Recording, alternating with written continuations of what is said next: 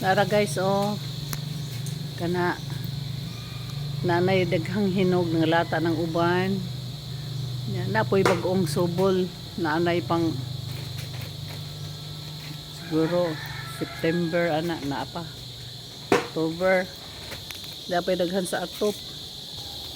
Now, das atop sa balay sa akong anak ko. Daghan. Katon ditong dapita bag-o ng subol ha. Di pa na pwede na.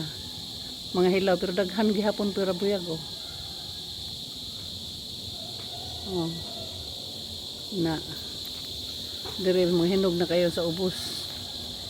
Napilo na oh. Dire. Ano man ni kapunuan? Na oh. Napod sa atop na mo. Daghan oh. Yan. Sa ganahan lang ha, sa ganahan.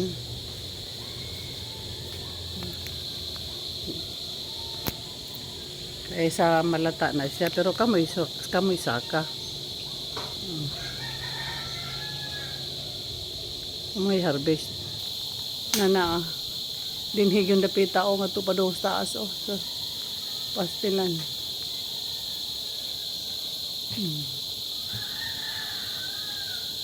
Sa ganahan mo kaon. Huwag dili mo, okay ra nagmangalata diha, abono ra po na.